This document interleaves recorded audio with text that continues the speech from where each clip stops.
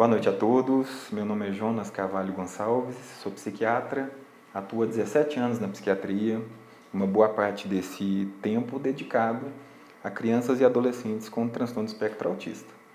Fiz a minha especialização em psiquiatria em Porto Alegre, depois fiz algumas outras especializações, dependência química, algumas outras especializações em psicoterapia, e a minha atuação dentro do autismo hoje é principalmente em adolescentes com transtorno do espectro autista e abordando também, trabalhando com pais de pacientes com transtorno do espectro autista.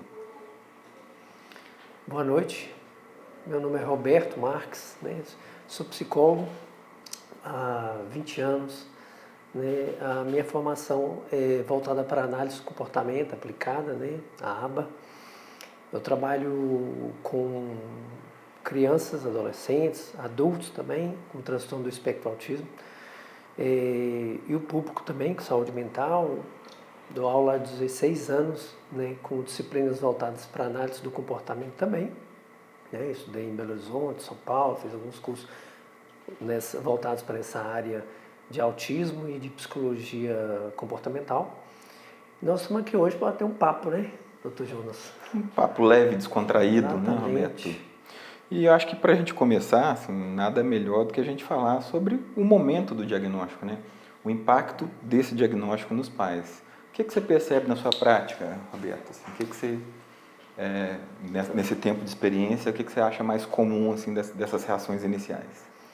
Então, eu acho que o que eu observo em relação ao impacto do diagnóstico é que grande parte das famílias, quando recebe o diagnóstico, recebe isso como um choque.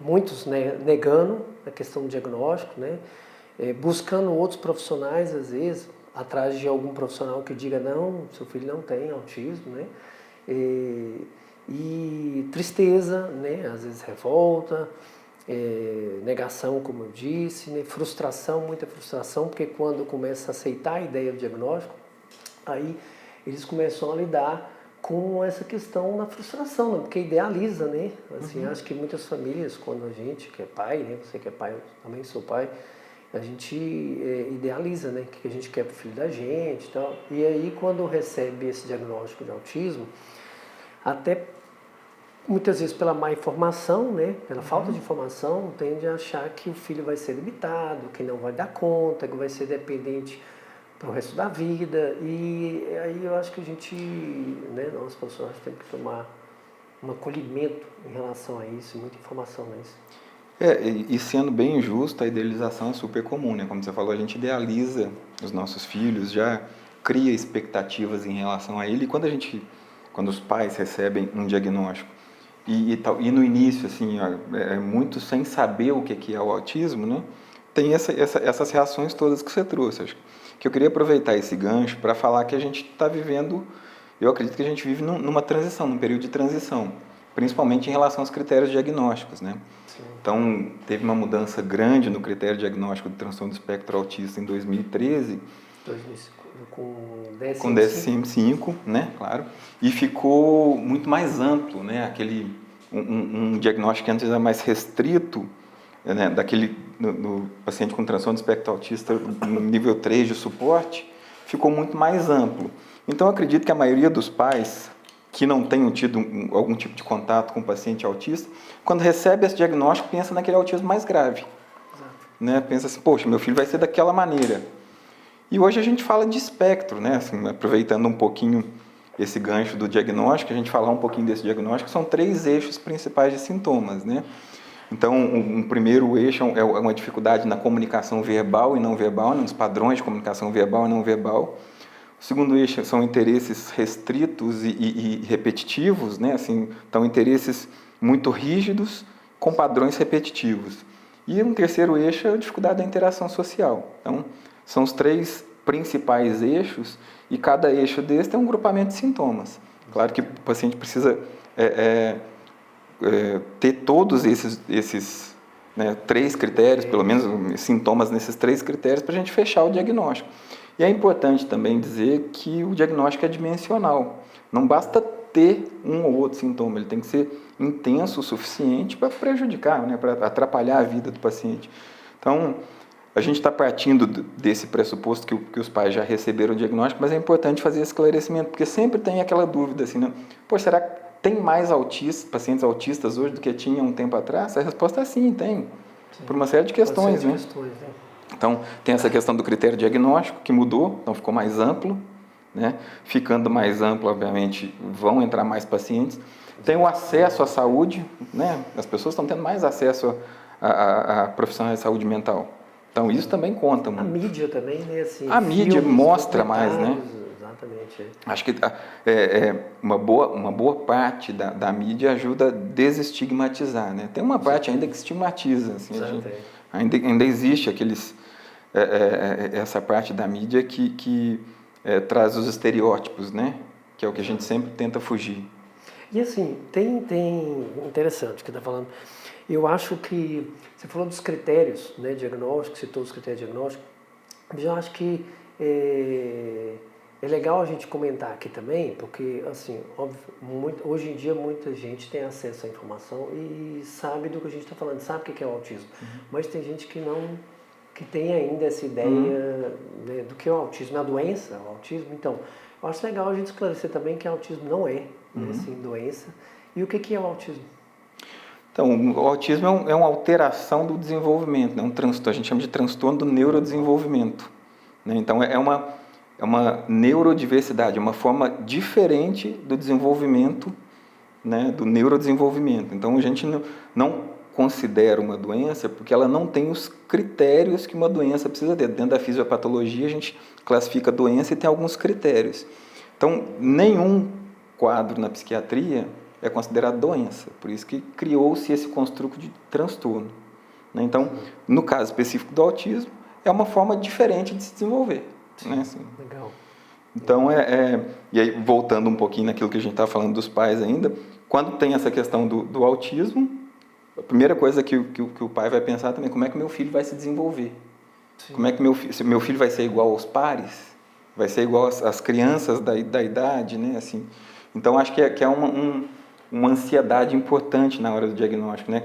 E quando eu vier, já vai longe, a ansiedade faz a gente pensar longe, faz a gente pensar de forma negativa, né?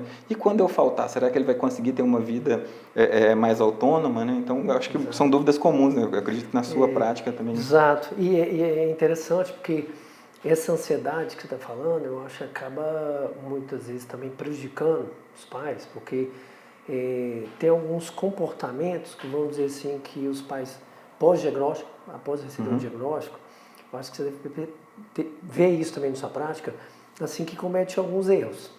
Eu acho que um deles é assim, não buscando informações fidedignas, né, assim, científicas, baseadas em evidências, afastando talvez do profissional que deu o diagnóstico, em vez de aproximar para ter mais informações sobre o diagnóstico. Eu acho que alguns erros que alguns familiares, mesmo que não consciente, imagino, mas comete, né, assim, alguns vezes em relação, após o diagnóstico, né, que às vezes ficar trocando de profissionais. Né, exatamente, não ter um acompanhamento longitudinal com o profissional, né, quer dizer, aquele profissional que iniciou o acompanhamento, vê o desenvolvimento e vê o desfecho das intervenções que ele propôs, né. Então, isso é importante, realmente, às vezes um profissional tem uma conduta, tem uma linha de conduta, por algum motivo os pais não estão contentes com aquela linha de conduta e têm todo o direito de fazer isso, mas quando troca, às vezes o profissional tem uma outra linha de conduta, né, que vai, às vezes, em uma direção oposta, não que esteja certo ou errado, né, mas são linhas diferentes. Então, eu concordo, assim, e essa coisa da informação que você falou, assim, a gente vive, né, muito se fala que a gente vive na era da informação, mas a gente vive na era da desinformação também, né? É difícil filtrar, né? É difícil filtrar. Tem muita informação, mas você tem que saber qual que é a informação de qualidade e qual que não é de qualidade, né? Assim, precisa saber em que confiar. Porque, às vezes, nessa história de ter muita informação, os pais acabam se agarrando a tratamentos que não têm uma evidência científica, né? Assim, muitas coisas são oferecidas para melhora do transtorno do espectro autista, mas assim, o que a gente tem que ver é se tem evidência para isso, né? E que tratamentos, então, legal você falando sobre isso, porque eu acho que, primeiro que a gente vê muito isso acontecer, tenho certeza que você também, né? E eu vejo também, né, assim, alguns pais buscando, né, assim, às vezes na própria rede social, seguindo alguns profissionais, ou pessoas que não são profissionais, né, assim, mas com essa desinformação acaba cometendo também erros e atrasando de entrar logo com a intervenção, que a gente sabe que é muito importante, essa intervenção precoce, né? Quanto antes começar... Exato, então. E assim, você chegou a falar aí, Dr. Jonas, sobre o que tem de evidência, de tratamento e tal, de pessoas que buscam tratamento que não tem evidência. E o que a gente tem hoje, então, né, assim, de tratamento com evidência, então? Essa pergunta é bem importante, né? Então, assim, o que a gente tem evidências sólidas no transtorno do espectro autista? E aí eu digo evidências sólidas porque também tem muito uma dificuldade de metodologia de estudo, né? Assim, então, de evidências sólidas a gente tem o ABA, Sim.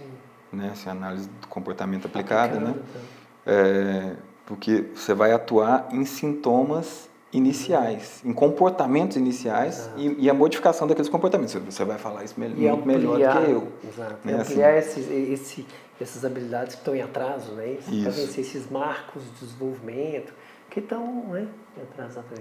Então, ABA, em relação ao tratamento medicamentoso, não existe um tratamento medicamentoso para o autismo especificamente. Não existe um tratamento que modifique os sintomas core, os sintomas chaves do autismo.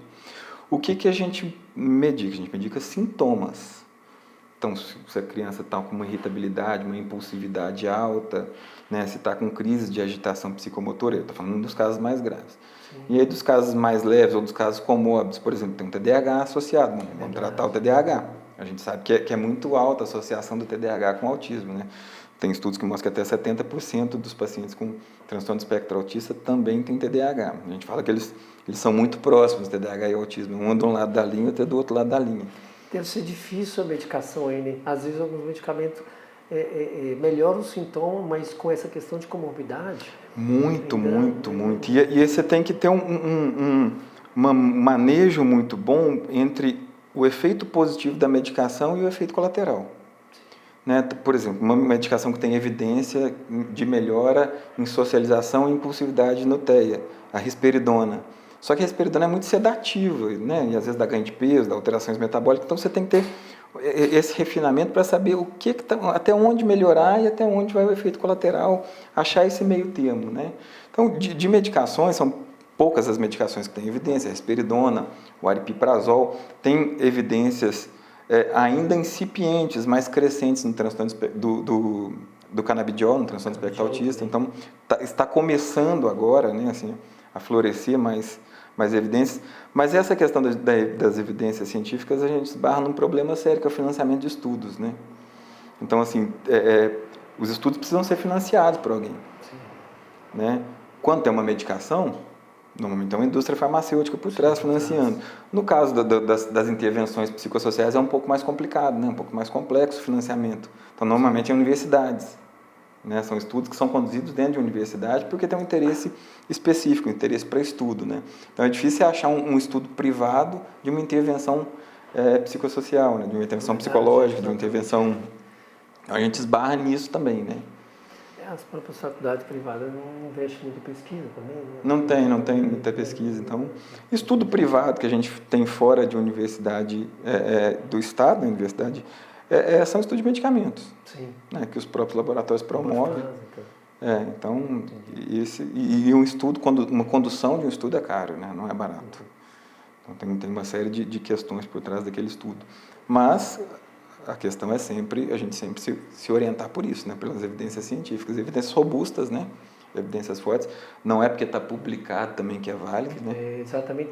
Até porque também tem etapas de uma pesquisa, né? Assim, tem etapas. A gente tem algumas... Eu vi recentemente sobre o uso de creatina intranasal e tem uma outra substância, nós chegamos a conversar, ocitocina, né? Também. São estudos preliminares, né, que estão em fase 1 e fase 2. Não tem, assim, Na fase 1 e fase 2 é difícil de você entender se aquele estudo vai ter uma proeminência grande ou não. Sim. Porque é como se fosse um embriãozinho ali, né? Está nascendo. O que vai nascer daquele embrião, a gente tem que esperar a gestação se desenvolver para ver se o desfecho desse estudo vai ser viável, né? Mas tem muita coisa vindo. Até porque, como a gente falou, a prevalência do autismo aumentou por conta da mudança do diagnóstico, aumentou há alguns anos atrás, né? Assim, 10, 15 anos atrás. Então, tem aparecido mais pacientes, tanto crianças quanto adolescentes, quanto adultos também, né? Exato. Que descobrem o diagnóstico tardiamente. Não, isso tem acontecido, a gente conversou sobre isso, assim, né? De alguns adultos, 40 anos de idade, suspeitando de ter nível 1. Né? Assim, Passou uma vida toda, às vezes com dificuldades, né? Indo aos trancos e barrancos, vamos dizer assim, sem entender muito o que estava acontecendo, porque às vezes você não consegue nomear aquilo que você está sentindo, né? Porque você não sabe o que é, por que você é tão diferente do que é esperado, da norma, né? Porque vão trabalhar um pouquinho esse termo normal. Normal nada mais é do que norma. Sim, exato. A maior parte da população é a norma. Né? Então, o que sai da norma é o desvio padrão. Exato. Então, aquela pessoa fala assim, poxa, tanta gente consegue fazer aquilo de uma forma tão fácil e eu tenho dificuldade. Por quê? O que está acontecendo? Às vezes não nomeia. E a hora que você dá um diagnóstico, a coisa muda de figura, né? Assim, mas que o paciente se autoriza, às vezes, até a sentir algumas coisas. Sabe o que eu acho importante também, a gente citar aqui para o pessoal? É que, sobre a questão do diagnóstico, a gente falou no início aqui, hoje, no podcast, que, muitos pais entram em choque com essa questão de entender que vai ter um filho limitado e tal. E, às vezes, eu não sei se você já escutou esse tipo de pergunta, mas eu já escutei, inclusive, de aluno, assim, inclusive pais, assim, menos formados, falam assim, e aí, o autismo tem cura? Meu filho, crianças com atraso de fala, né, assim, meu filho vai falar, sabe assim? E aí, e sobre isso? Assim, a gente pode prometer até onde vai chegar, essa criança, até onde vai ser independente. A gente falou sobre os nível 1, 2, 3, sabe que nível 1, 2, 3 tem relação com nível de necessidade de apoio também, né? Esse nível habilidades e necessidade de apoio. De apoio. E sobre isso? Assim, quando acontece isso, a primeira coisa que eu costumo fazer é trabalhar essas expectativas com os pais. Porque quando ele diz assim, olha, meu filho vai falar, uma primeira coisa que eu entendo é o seguinte, que talvez ele tenha alguma criança próxima a ele, com a mesma idade que já está falando, e ele fica comparando. Então tem essa comparação, né? Fala assim, poxa, aquela menina que nasceu na mesma data quase que meu filho já está falando e o meu não fala. Então, uma coisa que eu tento trabalhar é assim, ele vai desenvolver, mas ele tem o ritmo de desenvolvimento dele. Né? Talvez não seja o ritmo que você espere. Então, vamos trabalhar isso, porque cada conquista que a gente tiver é uma conquista grande. Né? Cada marco de desenvolvimento que a gente for atingindo é uma grande conquista. Então, o tempo vai ser um pouco mais esticado, talvez, do que você esperaria. E em alguns casos, por exemplo, dentro da psicologia, a gente falou de aba, né? Assim, a gente, dependendo dessa necessidade da criança, a gente tem isso com AT, né? Com um profissional acompanhante terapêutico que faz intervenções na casa, na escola e tal. Então, é uma aposta isso, né? Assim, a gente precisa apostar nessa criança e ver até onde ela sem promessa, mas a gente sabe que alguns casos... E aquela história, né? Você vai apostar, você tem uma ficha, você vai colocar a sua ficha onde? Onde tem evidência. Sim, com certeza. Né? Então, aí a importância dessa questão, né? Assim, bom, tem coisas que a gente pode fazer, tem 10 coisas que a gente pode fazer, mas dessas 10, essas 3 aqui tem um nível de resposta melhor, tem uma evidência de resposta melhor. Vamos nelas primeiro, depois que a gente cumprir elas, a gente pode pensar em outras coisas. Né? Assim, eu sempre deixo aberto também, assim, isso é uma coisa que eu me proponho muito a fazer na prática. Eu deixo aberto para a busca dos pais e do paciente. Assim. Então, se eles trazem alguma coisa diferente, assim, olha, eu estou pensando em fazer isso com meu filho, que eu vi que deu certo para fulano, eu explico primeiro que tipo de intervenção que é, o que é, explico assim, se tem alguma evidência ou não, mas eu deixo muito aberto e apoio, se eles quiserem, para ir buscar, porque eu acho que tem todo o direito também de ir buscar outras coisas, né? Mas a questão é a informação, né? Isso, perfeito, é a informação. É legal. Inclusive, assim, a gente está falando, hoje estamos nós dois aqui, né, psiquiatra e psicólogo, a gente sabe que como é um atraso, um transtorno do neurodesenvolvimento global, assim, aí inclui, por exemplo... Multidisciplinar, né? Multidisciplinar, né? Fono, né? Assim, terapia ocupacional. Terapia ocupacional, o próprio AT que você falou, né? O AT, tal, na equipe. E essa troca é legal, né? De profissionais, assim, É legal e necessária, né, cara? Assim, porque eu entendo muito pouco de linguagem. Né, assim, do desenvolvimento da linguagem, são coisas muito específicas, né? E as intervenções da linguagem também são muito específicas. Então, eu não posso querer ser o detentor de saber, né? Assim, Legal. Cada um em sua área realmente multidisciplinar e deve ser multidisciplinar, né? Não tem outra forma de se conduzir os transtornos do neurodesenvolvimento, aí seja autismo, TDAH, qualquer outro transtorno do neurodesenvolvimento.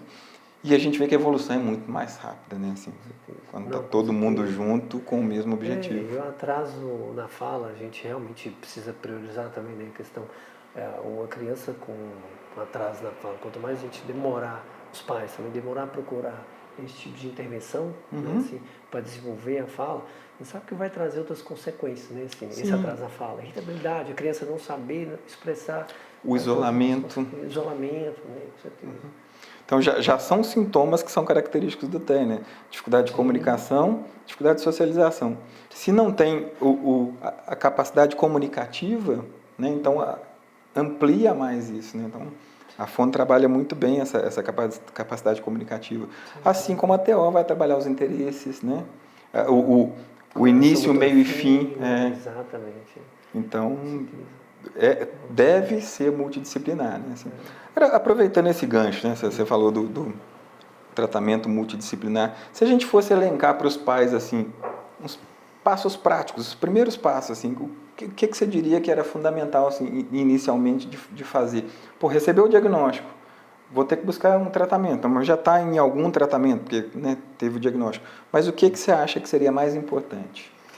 Então, eu acho que é montar essa equipe. Está falando, né? Recebeu o diagnóstico.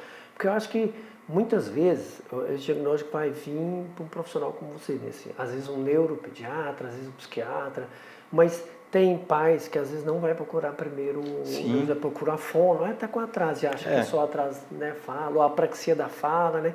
Acha que não é autismo e procura só fonoaudiólogo. Aí o fonoaudiólogo, como profissional também responsável, deveria encaminhar, né, assim, para um médico, para poder avaliar. E normalmente faz, né? Normalmente faz.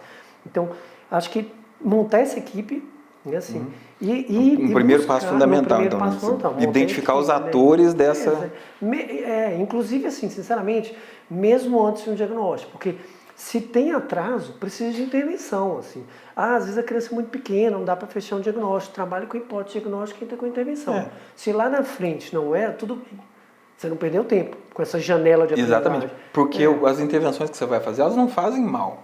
Não, de jeito nenhum. Muito pelo contrário, vão ajudar o desenvolvimento, independente de ter ou não ter TEA, né? Assim. Exato. Então, isso que você citou aí agora mais cedo, sobre assim, ir atrás de profissionais que têm a habilidade de fazer isso, que a gente sabe que tem profissionais que estão, que às vezes é psicólogo, mas nunca atendeu um autista, assim, que é um psiquiatra, mas que atende outro público.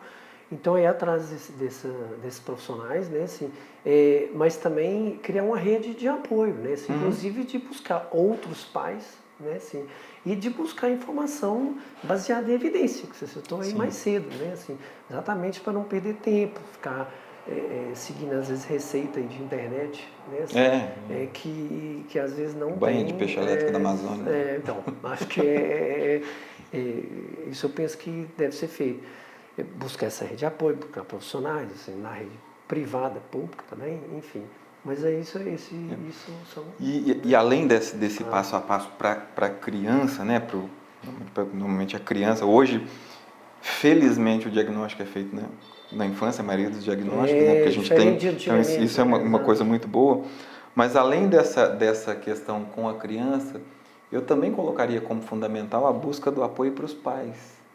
Verdade, com certeza. Né, para trabalhar todo esse turbilhão de sentimentos que ocorre e muitas vezes uma dificuldade de lidar com o comportamento do filho em casa, porque é um comportamento diferente do esperado, às vezes, com impulsividade, com as crises sensoriais, né, que podem ocorrer, com as as famosas birras, que não são birras, né, que são crises que são muito mais do que birras, né, obviamente. Então, assim, normalmente, não o diagnóstico em si, mas os sintomas da criança com TEA causam uma mudança na família.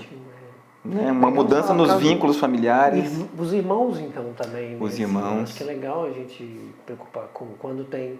Exato. Não só para avaliar também, né? Porque, assim, eu acho que existe casos, você vê casos, às vezes, que os pais têm um filho com TEA e, às vezes, o irmão pode ter TDAH. Sim. Né? Assim, então, também, não só para avaliar, não, mas para acolher, né? Porque esses irmãos, muitas vezes, se sentem sobrecarregados, principalmente, às vezes, mais velhos, recebem a responsabilidade de tomar conta do mais novo. A atenção volta muito, até com a necessidade que a gente entende, né? Dos pais muito para aquele que está precisando e, às vezes, o irmão fica mais... Nesse primeiro momento, ele dá uma retraída, mas, normalmente, o que a gente vê depois é que esse filho que ficou um pouquinho... não vou dizer de lado, porque os pais não deixam o filho de lado, mas ficou com menos atenção, em algum momento ele vai demonstrar uma necessidade de atenção através de algum comportamento, e aí é quando pode aparecer alguma necessidade, uma busca de uma terapia, por exemplo. Com certeza. Não, e filhos precisam de intervenções, precisam de educação. Basicamente não, é ser humano, né? Exatamente, né? Filho com TEA que precisa, né? Já não nasce com software, né, programado, bonitinho. Não nasce programado. Então, máximo um firmware a gente nasce ali, mas o software a gente não nasce, não. Com certeza, acho que é isso, né? Assim, e deixa eu te falar, sobre essa rede de apoio, mais alguma coisa que você pensa que talvez, que você falou de apoio? Assim, eu acho que o importante é ser, como você falou, é elencar essa rede, elencar os atores dessa rede e se manter o máximo possível com os mesmos profissionais. É claro que, assim, às vezes você não está contente com uma coisa, obviamente que vai mudar, mas tentar manter a continuidade, né?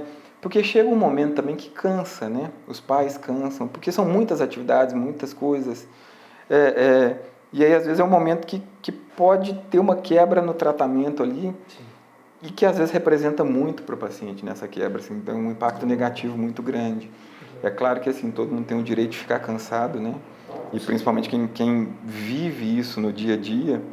Mas aí a importância do cuidado, né? Do autocuidado, dos pais se cuidarem também, de procurar uma terapia, eventualmente, né? Assim, eu acho que é muito importante. Você falou de rotina, aí eu fiquei pensando aqui agora.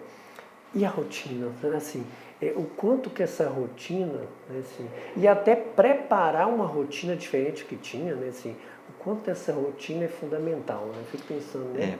É o santo graal, né, do TEA, você criar uma rotina saudável, né? Porque, como a gente viu, um dos eixos sintomáticos são os interesses restritos e repetitivos. Então, tende a repetir muita coisa ou a querer fazer muito uma coisa só em detrimento de outras. Né? E, você precisa ter uma rotina que englobe tudo.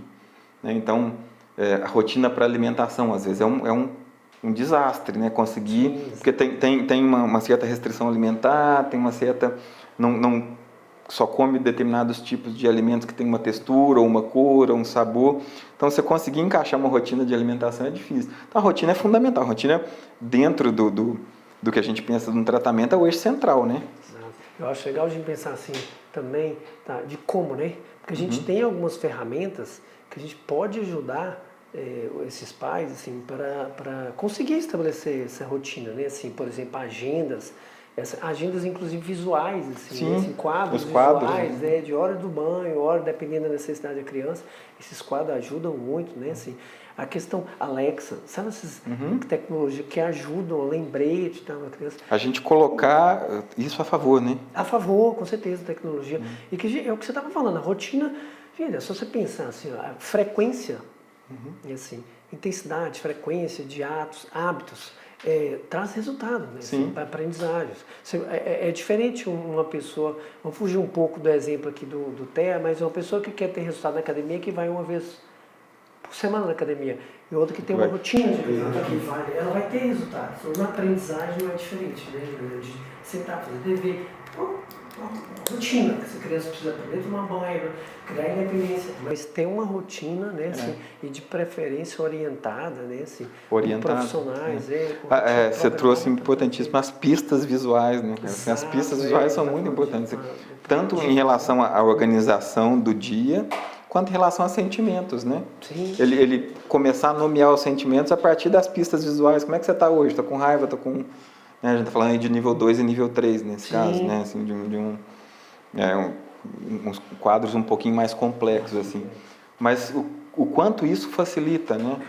Dá trabalho para você começar a fazer, dá um pouco mais de trabalho no início, mas quando você consegue implementar isso, o tratamento começa a andar, né? Começa a andar, exatamente, com certeza. É o manejo de contingências, né? Sim, assim, exato. Que é você oferecer coisas, né? Assim, contingência para ser favorável a aprender, né? Eu acho bacana, assim. Eu acho, tem um cara que chama Skinner, que ele fala assim, olha... Um carinha aí qualquer na Skinner. Um carinha aí que a gente nem sabe quem é. Que contribuiu pouco. Pouquinho. Mas ele falava assim, ó, dadas as contingências favoráveis, qualquer indivíduo aprende. Ele fala, então, a gente, às vezes, assim, uma pessoa com TDAH ou com TEA, assim, aquelas condições não estão favoráveis com aquele jeito de aprender, aquele jeito de estudar. E se o indivíduo encontra, né, assim, uma forma que favorece, essa aprendizagem naturalmente tende a acontecer.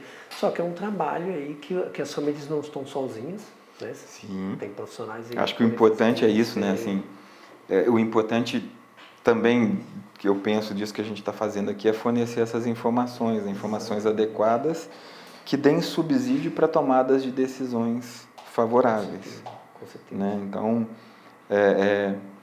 realmente, se a gente pensar o que a gente tem de tratamento hoje, o que a gente tinha há 10 anos atrás, há 15 anos atrás, há 20 anos atrás. Você falou aí que você, né, tem 20 anos, eu também, em medicina, eu me formei, foi isso. Um pouco menos que isso, tá saindo um pouco mais que eu. Mas, assim, como mudou, né? Com certeza. O entendimento, assim, eu saí da faculdade sem saber o que era autismo. Sim, com certeza. Acho que é o padrão, né? Eu passei na minha residência sem entender completamente o autismo. Sim. Porque foi en passant, não era uma residência não era de psiquiatria infantil, não era voltada para o adulto, então a gente só passava pela psiquiatria infantil, só pincelava. Né? E essa época aí, antiga, quando você formou? Não, foi agora. A gente via esses casos diagnosticados, era nível 3. Assim, eu trabalhei na PAI 8 anos, assim, autismo era nível 3, não verbal, adulto não verbal, esses casos que a gente via. Que vem associado com deficiência intelectual, né? Vem associado com uma série de outras coisas. Exatamente. Então, onde tem mais quadros neurológicos associados também, né? Epilepsia e por aí vai. Agora é interessante, assim, você trouxe um gancho antes que eu queria aproveitar, que foi quando você falou da família e que quando a gente identifica um paciente com TEA, normalmente a gente identifica algum outro transtorno do neurodesenvolvimento da família. Então vamos pensar o seguinte... Às vezes os pais, inclusive, né? Vamos pensar nas causas, né? Sim. Porque muito se fala sobre causas de autismo, teve uma polêmica grande há um tempo atrás, que eu espero que já esteja desfeita, que era que vacinas causavam autismo, e não existe isso, né? Vamos deixar bem claro que não existe. Exato. Vacina não causa autismo. Vacina causa adulto. Né? Não morre quando criança, vira adulto. Vacina causa adulto, é isso. Agora, o que a gente sabe de causas de autismo hoje? Assim? Vamos pensar um pouquinho assim. Eu colocaria de cara genética. Sim, com certeza. Né? Assim, então, o primeiro fator é genético. Primeiro fator. Então, tem uma herdabilidade grande. Né? A herdabilidade do autismo só não é maior que a herdabilidade do TDAH. A herdabilidade do TDAH é 70%. Né? Então, tem uma chance muito grande de um paciente com TDAH ter um filho com TDAH. Do autismo é menor, mas existe uma herdabilidade muito grande. Então, uma primeira causa é genética. E é engraçado na medicina, quando a gente fala genética, é qualquer coisa. Né? Porque, assim, é um amplo espectro de coisas, assim, né? Não é aquela genética mendeliana, né? Se eu tenho autismo, metade dos meus filhos vão ter, metade não vai ter. Aquilo que a gente aprende lá atrás, né? Agora, é uma genética multifatorial e que depende de fatores ambientais também. Sim, Então, não é que eu vou ter, se eu tenho, eu vou ter um filho, mas a chance é muito maior. A chance é muito alta, né? muito alta, é verdade. Então, questão genética. Segunda questão, ainda dentro da genética, mas não da herdabilidade, as síndromes genéticas. Né? Então, muitas síndromes genéticas têm um comportamento autismo-like. Então, tem como expressão fenotípica o autismo. Né? Então, X frágil, né? E por aí vai. Então, tem uma série de...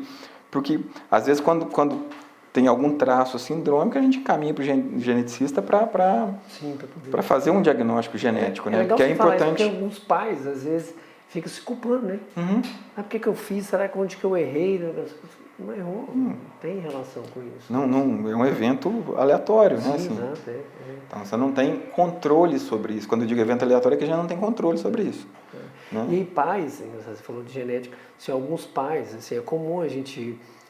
às vezes diagnosticar o filho lá, né? Chega a família e tal, buscando diagnóstico, a gente diagnosticar o filho com... e às vezes você vê no pai ou na mãe, principalmente no pai, alguns traços, mas não fecha o diagnóstico. O pessoal chama de genótipo ampliado. Né? Assim, não fecha o diagnóstico, mas você vê algumas características. Né? Assim, essa expressão fenotípica, mas que tem algumas características, mas não fecha os critérios diagnósticos. Porque como a gente viu lá, é um critério dimensional. Precisa ter a quantidade de critérios suficientes e a intensidade suficiente para a gente fechar. Né? Então tem um ou outro, assim... É uma coisa muito comum, né? Assim, que às vezes a gente ouve de pessoas assim, poxa, ele não me olha nos olhos, meu filho não me olha, então ele é autista. Não. Acho que isolado... Isso é um sintoma de um eixo. Precisa preencher outros critérios. Outros critérios, né? Assim, ele pode não olhar no olho por diversas situações. Primeiro que é uma questão social, né? Sim. Uma questão social. Então, às vezes, no meio dele não existe essa questão social, assim, porque é uma determinação social. Então, não é uma obrigação ter que olhar no olho da pessoa. Né? Assim, não é necessário, não é uma coisa que vem programado biologicamente. Né? Então, às vezes é comum, é um erro, e aí de muitas pessoas, não só do que a gente está falando aqui, mas pegar um sintoma e tomar aquele sintoma como todo, né? Exato, eu penso que sim.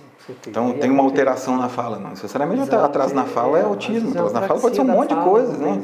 Pode ser inclusive coisas mecânicas, né? Sim, assim, que precisam ter intervenções, arcada dentária e por aí vai, né? Verdade. E assim, para a gente fechar aqui hoje, né? Hoje, né? Porque vão ter hoje, que mensagem que você acha que você pode deixar aí para o final? Assim, sinceramente, o que eu espero desse evento nosso, assim, desse projeto, vamos dizer assim, né, que a gente convencionou chamar de Conexão Autista, o que eu espero é espalhar informação. Eu acho que assim, o que eu mais gostaria é que esses pais tivessem mais subsídios para tomar suas próprias decisões.